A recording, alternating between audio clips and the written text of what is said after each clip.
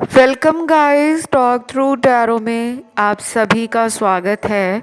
आज हम जो रीडिंग करने वाले हैं वो कलेक्टिव्स की जनरल रीडिंग है और इस रीडिंग में नो कांटेक्ट वालों के लिए कुदरत भी उन्हें रुला रही है। यानी कि आपका जो पर्सन है करंटली वो आपको सोचकर क्यों इतना पछतावा कर रहे हैं, दिल में क्या चल रहा है उनके, तो हम ये रीडिंग में जानेंगे डिटेल के साथ।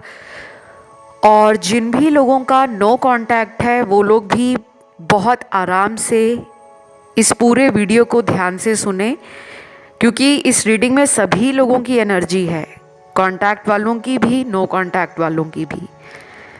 तो बस फोकस करो पार्टनर पर, चाहे तो मन में उनका 2 बार नाम ले लो, उसके बाद रीडिंग को ध्यान से सुनो। उम्मीद करती हूँ आपने पर्सन का नाम ले लिया होगा। तो सबसे पहले यहाँ जो कार्ड्स हैं उसमें आपके पर्सन की एनर्जी के अंदर एक उतावलापन और दूसरी तरफ है एंजाइटी। यानी कि एक तो बेसब्री दिख रही है उनकी आपको लेकर, और दूसरी तरफ आपके बारे में सोचकर, अपने रिश्ते के बारे में सोचकर कि वो इस रिलेशन के लिए कुछ भी नहीं कर पा रहे या उनके साथ गलत हो गया है, तो अपने आप को विक्टिम समझ रहे हैं कि मेरे साथ ही गलत हुआ है, और परेशान भी महसूस कर रहे हैं।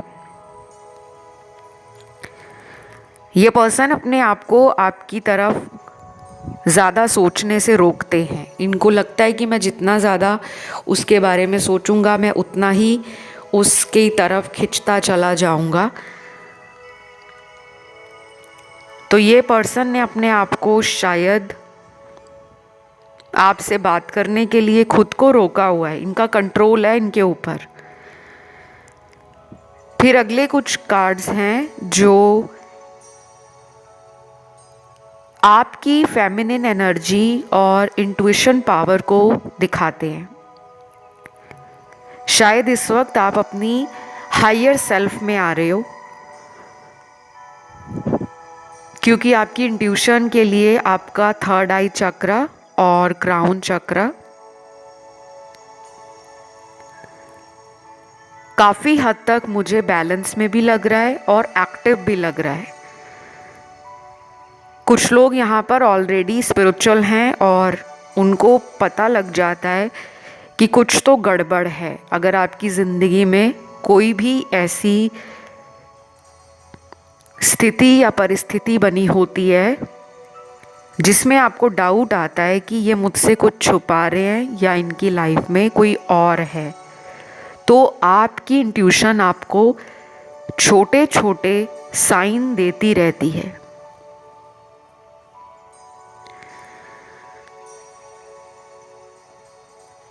ये पर्सन अभी सेल्फ रिफ्लेक्ट कर रहे हैं, कहीं ना कहीं अप्स एंड डाउन्स आपके रिश्ते में इन्होंने जो बेवजह के डाले हैं, कभी आपकी लाइफ में आ जाना फिर खुद ही चले जाना, तो उससे इस पर्सन की एनर्जी भी नेगेटिव हो गई है और ये अपने अंदर ही खुद को समझ पाने में परेशान हो रहे हैं, क्योंकि इनको समझ नहीं आता कि ये जब आपसे प्यार करते हैं तो ये आपके प्यार को एक्सेप्ट क्यों नहीं करते, इनके अंदर एक्सेप्टेंस क्यों नहीं है।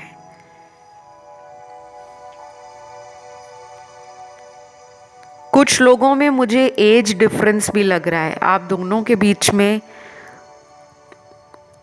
दूरियां हो सकती हैं, और एज डिफरेंस है तो शायद ऐसा भी हो सकता है कि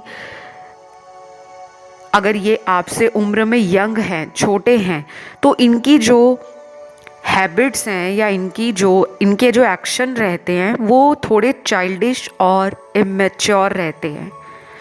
मतलब ये कुछ भी करने से पहले सोचते नहीं हैं, स्पेशली आपकी तरफ कोई एक्शन लेंगे या कुछ ऐसा बोल देंगे तो बाद में ये अपने ऊपर पछताते हैं कि मैंने उसको ऐसा क्यों कहा था। तो उस वक्त ये घमंड में होते हैं, अकड़ में होते हैं, जिद में होते हैं, लेकिन उसके बाद अचानक इनको रियलाइजेशन होता है कि मैंने ऐसा क्यों बोला। आपके लिए इस पर्सन को काफ़ी डाउट भी आ रहे हैं। ये पर्सन करंटली ये सोच रहे हैं शायद आपने कहीं और ज़िंदगी में अपने आप को आगे बढ़ा लिया है, आप शायद बहुत ज़्यादा अच्छे से ग्रो कर रहे हो, लाइफ में आगे बढ़ गए हो, अब आपको इनकी इतनी परवाह नहीं है, ऐसा वो सोच रहे हैं। शायद उनका सोचना आपके लिए गलत है, या वो जितना इस रिश्ते को ब्यूटीफुल और लविंग बना सकते हैं, उनका ध्यान उस पर नहीं जा रहा, बल्कि वो अपनी खुद की गलतियों पर गुस्सा भी कर रहे हैं, पछता भी रहे हैं और अपने आप को कोस भी रहे हैं। एक इंसान ऐसा होता है जो चीज़ों को ठीक करने में कोशिश करता है कि चलो मैं रिश्तों को सुधारता हूँ, मैं पर्सन की तरफ वापस जाता हूँ, उसे सॉरी कहकर इस रिश्ते को स्वीट और रोमांटिक बनाता हूँ। तो कुछ लोगों के पर्सन में ना ये थॉट अभी तक नहीं आया, बस वो अपने ऊपर ही गुस्सा हो रहे हैं, अपने आप को काम में बिज़ी रख रहे हैं, और जो उनके अंदर फ्रस्ट्रेशन है या किसी तरह का आपके लिए मन में कोई एनर्जी स्टोर है जिसको वो बता नहीं पा रहे, ना उस एनर्जी को कहीं निकाल पा रहे हैं, तो वो अंदर ही अंदर घुट रहे हैं। तो मुझे इनकी एनर्जी बहुत अच्छी नहीं लग रही, इनको थोड़ा फ्लेक्सिबल बनना पड़ेगा। आने वाले टाइम में अगर ये पर्सन कोशिश करेंगे तो ये रिश्ता आप दोनों का शादी तक भी जा सकता है, लेकिन इनकी कोशिश ही नहीं हो रही। और कुछ लोगों के लिए नो कांटेक्ट में मुझे लग रहा है कि थर्ड पार्टी है। इनकी अगर मैरिज हो गई है तो इनके हस्बैंड वाइफ आपके लिए थर्ड पार्टी हो सकते हैं। शायद ये अपनी फैमिली में बहुत ज़्यादा अचानक टाइम देने लग पड़े। पहले ये आपको ऐसा बोलते होंगे कि इनके अपने फैमिली से बनती नहीं है, वाइफ या हस्बैंड के साथ कंपैटिबल नहीं फील करते, और आपसे इनको प्यार, केयर, टाइम और जो एनर्जी मिलती है, ये उस वजह से आपको प्यार करते हैं। तो कहीं ना कहीं ये पर्सन ना अपनी बातों को लेकर ही अटल नहीं रहते, अपनी बातों पे स्टैंड नहीं लेते, बात बात पर अपनी बातों से पीछे हट जाते हैं। तो ये चीज़ें आपके पर्सन को परेशान कर रही हैं। कुछ नंबर्स यहाँ पर मुझे नज़र आए हैं। ये है आप लोगों के पार्टनर की जन्म की तारीख। ये वो बर्थ डेट है जब आप लोगों के पर्सन आपकी तरफ आ सकते हैं, और इनका आना आपकी तरफ अगले 20 दिनों से लेकर 2.5 महीने तक नज़र आता है। यानी कि कमिंग 20 डेज से लेकर 2.5 मंथ। अगर ये रिलेशन आपका बहुत लंबे समय से किसी भी रीज़न से टूट गया है, चाहे बात नहीं हो पा रही, या अगर बात भी होती है तो आपको लगता है कि पहले जैसा प्यार नहीं दे रहे मुझे,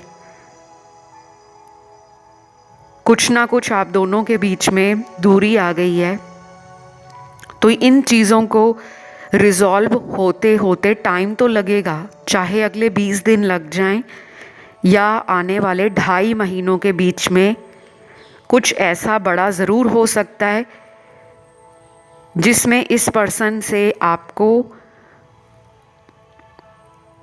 और आपसे इस पर्सन को इस रिश्ते में कुछ इक्वल गिव एंड टेक करने का मौका दिया जाएगा। या तो ये एक फ़िज़िकल मीटिंग होगी, या फिर ये एक इमोशनल बॉन्डिंग फिर से स्टार्ट होगी। तो सबसे पहली जन्म तारीख है नंबर 2, 4 यानी कि 2, 4, 6, 8, 9, 11, 14, 17, 18, 20, 23, 24, 27, 29, ये सारी डेट्स आई हैं। जिन लोगों के पार्टनर की मैंने जन्म तारीख नहीं बताई, ऐसा नहीं है कि उस पर्सन की ज़िंदगी में आपको लेकर कुछ भी नहीं चल रहा। हो सकता है स्टेबल और कुछ कमिटमेंट से रिलेटेड इश्यूज़ उनको बार बार परेशान करते हैं। शायद वो आपसे एक अच्छी फ्रेंडशिप रखना चाहते हैं, लव भी उनको फील होता है, इमोशंस भी फील होते हैं, लेकिन वो इस रिलेशन को मुझे मैरिज में कन्वर्ट करते हुए नज़र नहीं आ रहे। ये उन लोगों की बात कर रही हूँ जिनकी मैंने जन्म तारीख का जिक्र नहीं किया, लेकिन जिन लोगों के पार्टनर की मैंने जन्म तारीख बताई है उनमें चीज़ें बदल रही हैं। कुछ लोगों के पार्टनर तो हो सकता है इस रीडिंग को सुनते सुनते ही आपसे कॉल करने के बारे में सोच रहे हैं और कॉल भी कर लेंगे, क्योंकि वो आपके बिना खुश नहीं फील कर रहे। और अगर इनकी करियर से रिलेटेड कोई इशू है, कोई प्रॉब्लम है जिससे इनका ध्यान आपकी तरफ जा रहा है, क्योंकि जब वो आपसे बात करते हैं तो उनको लगता है कि उनको हीलिंग मिल जाती है और वो फिर से रिचार्ज्ड फील करते हैं। जैसे हम लोग भी कभी कभी उदास हो जाते हैं, परेशान हो जाते हैं। कुछ लोग तो इतना अकेलापन फील करते हैं कि अपने दोस्तों से भी हम बात करना पसंद नहीं करते जब हमारी लव रिलेशन अच्छे नहीं चल रहे होते, या कपल्स के आपसी ट्रस्ट और अंडरस्टैंडिंग में प्रॉब्लम आ जाती है, या हमें लगता है कि हम इतना प्यार दे रहे हैं, हमें उसका 5% भी नहीं मिल रहा, तो हम अपने आप में भी बहुत नेगेटिव हो जाते हैं। फिर हम अपने दोस्तों से मिलना भी बंद कर देते हैं, घर से बाहर जाना भी बंद कर देते हैं।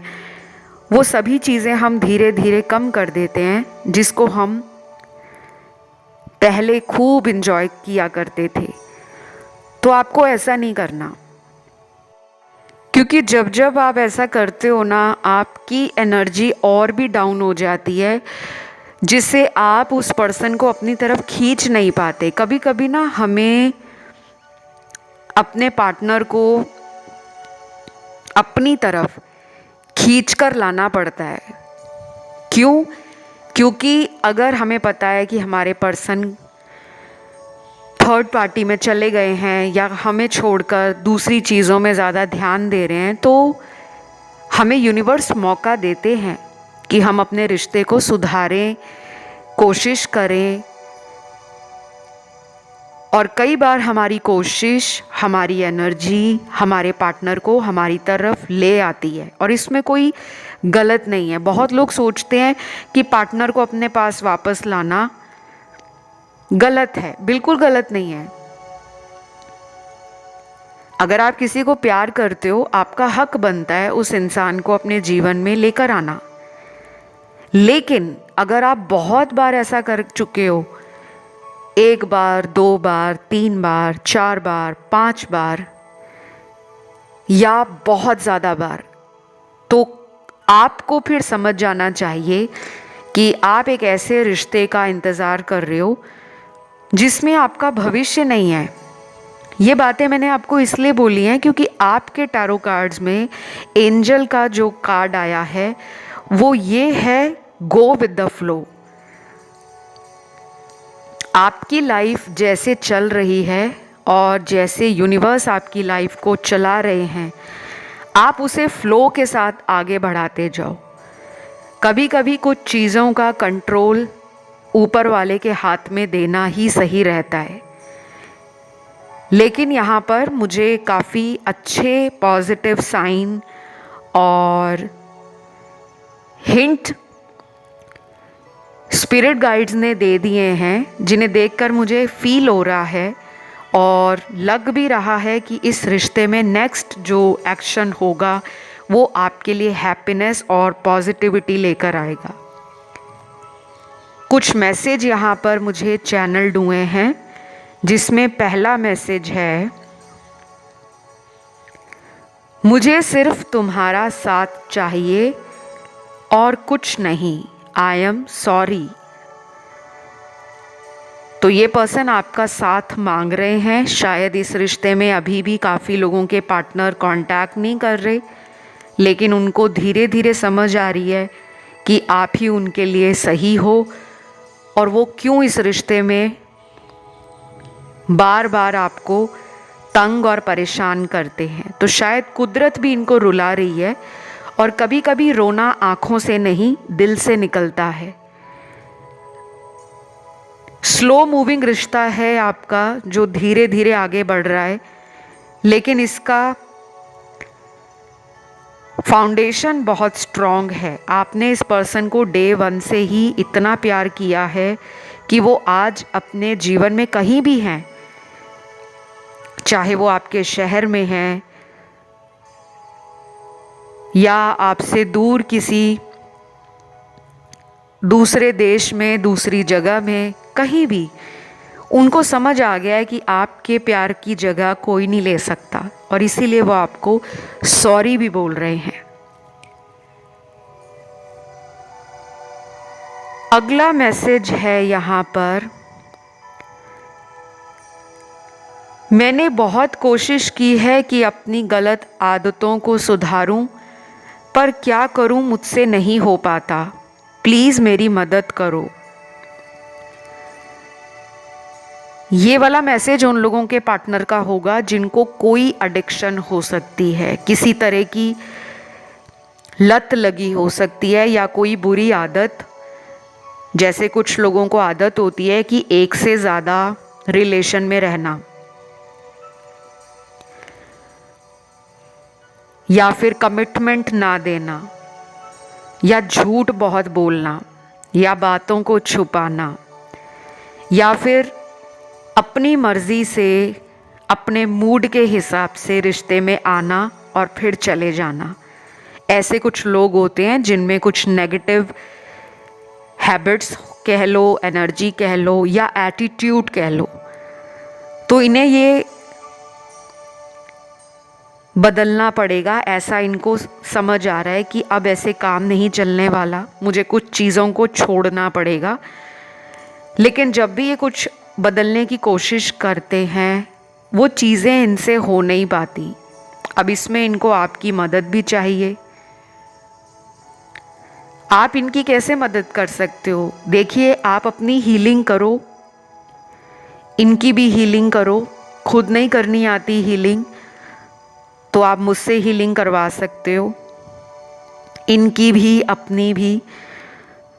और जिनको हीलिंग नहीं करवानी, उपाय करवाने हैं, सॉल्यूशन लेना है, गाइडेंस लेना है, कोई परमानेंट चेंज अपने रिश्ते में लाना है, फिर तो आपको मेहनत करनी होगी।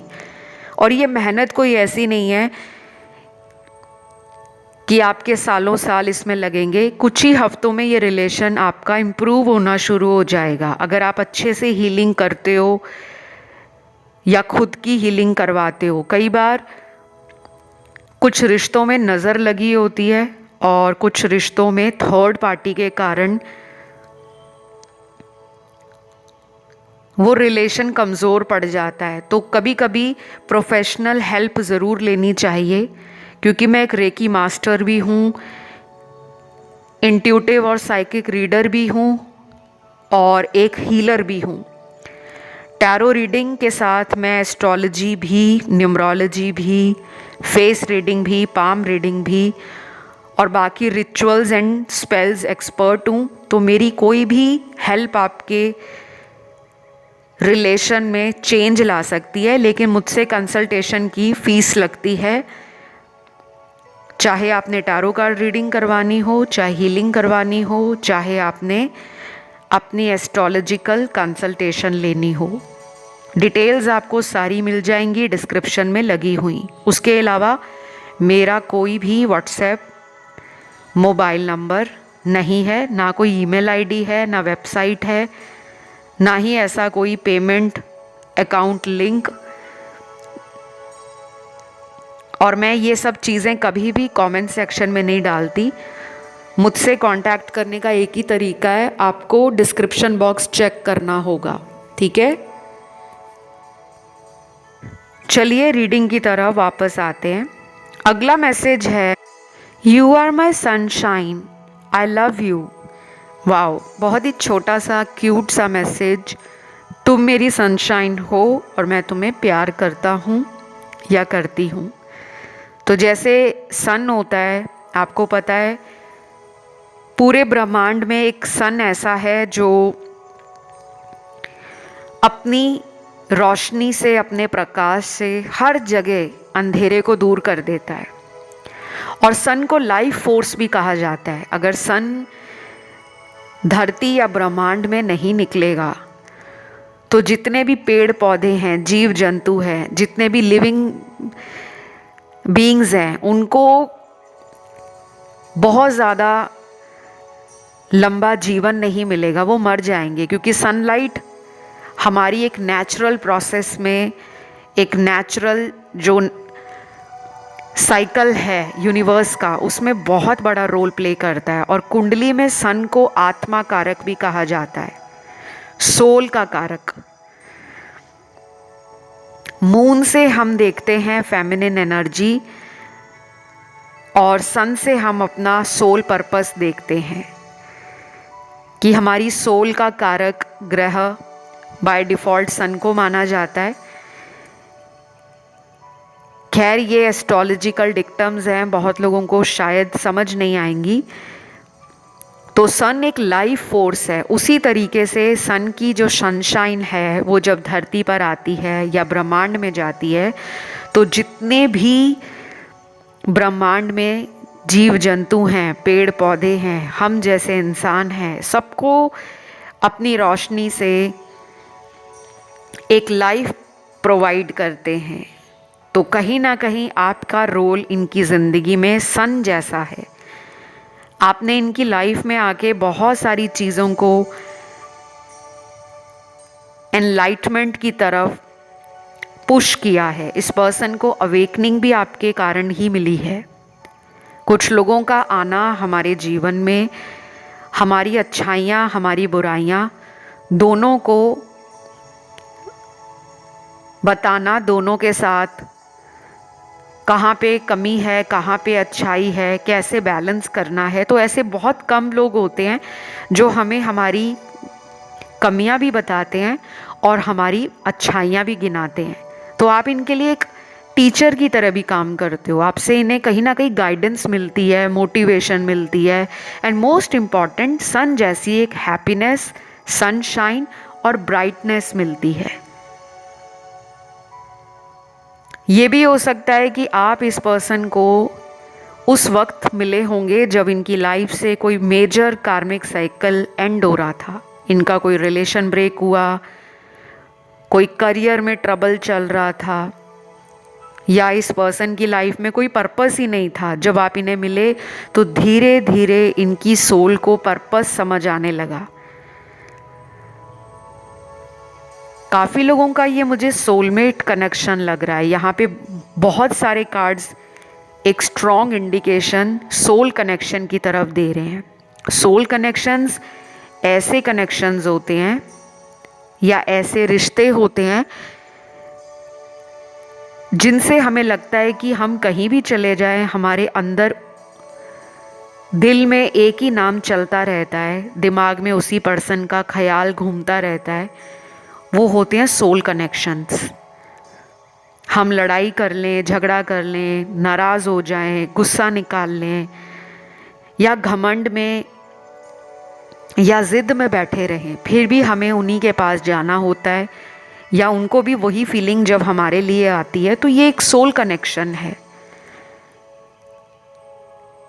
कलेक्टिव्स के लिए इतने अच्छे कार्ड्स आना मेरे लिए भी हैरानी में डालता है कि मैं बहुत टाइम के बाद कलेक्टिव्स के लिए जनरल रीडिंग लाई हूँ। और जब ऐसे ऐसे कार्ड्स आते हैं ना तो मन करता है हर दिन रोज़ कलेक्टिव रीडिंग आप लोगों के लिए लेकर आऊँ। कमेंट करके बताओ कि रोज़ रोज़ आपको कलेक्टिव रीडिंग देखनी है करंट फीलिंग्स पर, तो प्लीज़ कमेंट करके बताना कि मैं रोज़ लेकर आऊँ या नहीं, या हफ्ते में 1-2 दिन लेकर आऊँ। पीके कार्ड रीडिंग्स तो रोज़ ही आएंगी, लेकिन अगर आपको जनरल कलेक्टिव एनर्जी रोज़ सुननी है तो कमेंट करके ज़रूर बताना, ताकि मुझे पता लगे कि आप में से कितने लोगों के साथ ये रेजोनेट कर रही है। और मुझे भी गाइस अच्छा लगता है जब आप लोग कमेंट करते हो, अपनापन लगता है कि हम सब एक फैमिली हैं। तो अब वापस आते हैं आपकी रीडिंग पर। अगला मैसेज यहां पर आया है, I am so alone without you. Wow, बस इतना ही था, छोटू सा मैसेज। मैं तुम्हारे बिना बहुत अकेला हूँ। वो तो है ही है, क्योंकि मेरे व्यूअर्स, मेरे प्यारे प्यारे दर्शक हैं ही इतने इंटरेस्टिंग, लविंग और केयरिंग। क्योंकि जो लोग केयरिंग होते हैं ना, लविंग लोग होते हैं, पीछे आपको पटाखे सुन रहे होंगे। इससे ज़्यादा यूनिवर्स क्या मुझे साइन देंगे। ये देखिए, डेफिनेटली आप लोग बहुत लविंग पर्सन हो, आप लोग काइंड हार्टेड हो, आप लोग अच्छी सोल हो। लेकिन इतना कुछ अच्छा होने के बाद भी धोखा क्यों मिलता है प्यार में? क्योंकि अक्सर यही होता है, जितने भी दुनिया में अच्छे लोग हैं उनके साथ सबसे ज़्यादा धोखा होता है। क्यों? क्योंकि वो लोग नेगेटिव लोगों की एनर्जी सोख लेते हैं और काइंड लोगों के अंदर बहुत ज़्यादा फेमिनिन एनर्जी होती है, इमोशंस होते हैं, फीलिंग्स होते हैं। तो वो हीलर की तरह काम करते हैं, दूसरों का दर्द मिटाने का काम करते हैं, दूसरों की प्रॉब्लम सॉल्व करने का काम करते हैं, दूसरों की लाइफ में प्यार ऐड करने का काम करते हैं। और उनकी बातें सुनकर जो लोग बहुत जल्दी परेशान हो जाते हैं, वो अक्सर अंदर से मासूम, साफ दिल और बहुत ही ग्राउंडेड पर्सन होते हैं, जो कि आप लोग हो। आपकी जैसी मैंने बात की ना, तो मुझे कुदरत ने भी साइन दे दिए, मुझे ईश्वर ने भी पीछे इतने सारे पटाखे जल रहे हैं। अचानक अभी तक इतनी सारी रीडिंग मैंने की, जब आपकी बात शुरू हुई तो अचानक इतने सारे आसमान में पटाखे जल रहे हैं, आसपास शोर हो रहा है, खुशियाँ और सेलिब्रेशंस का माहौल है। तो ये कहीं ना कहीं पॉजिटिव ओमन है, एक गुड साइन दिया है यूनिवर्स ने मुझे कि आपको घबराना नहीं है। ये पर्सन रिग्रेट भी करेंगे, रोएंगे भी, और अभी से इनको रियलाइजेशन शुरू हो गया है। लेकिन इनके लौटने का जो टाइम है वो सबके लिए सेम नहीं होगा, मैं पहले ही बता दूं, क्योंकि मैं कलेक्टिव रीडिंग कर रही हूँ। कुछ लोगों में डिले भी आ सकता है, लेकिन डिनाइल नहीं है कि कभी होगा ही नहीं, ऐसा नहीं है, ठीक है।